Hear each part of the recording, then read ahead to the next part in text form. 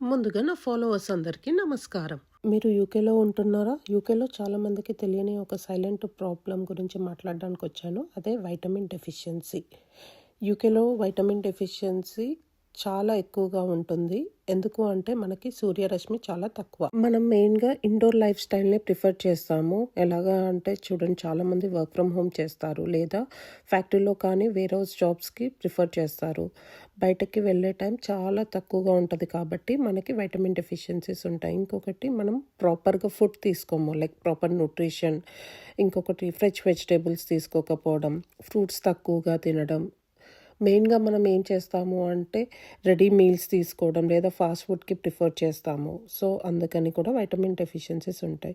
మెయిన్‌గా ఇది ఇమిగ్రెంట్స్‌లో చాలా ఎక్కువగా కనిపిస్తది. ఎందుకు అంటే మనం ప్రీవియస్‌గా ఉన్న లైఫ్ స్టైల్ డిఫరెంట్. ఇక్కడ మనం యూకేకొచ్చిన తర్వాత పాటించే లైఫ్ స్టైల్ అనేది డిఫరెంట్. కామన్ వైటమిన్ డెఫిషియన్సీస్ ఏముంటాయో నేను ఇప్పుడు మీకు చెప్తాను. వీళ్ళు కామన్‌గా ఉండే డెఫిషియన్సీ ఏంటి అంటే వైటమిన్ డి డెఫిషియన్సీ. నేను ముందే చెప్పాను కదా, మనకి సూర్యరశ్మి చాలా తక్కువ, సన్‌లైట్ చాలా తక్కువ కాబట్టి మనకు వైటమిన్ డి డెఫిషియన్సీ కంపల్సరీ ఉంటది.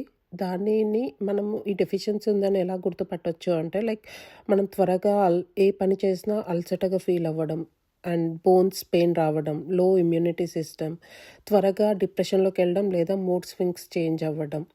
ఇంకొక డెఫిషియన్సీ ఏంటంటే వైటమిన్ బి12 డెఫిషియన్సీ. ఈ వైటమిన్ బి12 డెఫిషియన్సీని మన బాడీలో ఉంది అని ఎలా గుర్తుపట్టొచ్చు అంటే లైక్ చేతులు, కాళ్ళు నొప్పి రావడం లేదా తిమ్మిర్లు రావడం, memory issues, weakness, hair fall ఉండడం.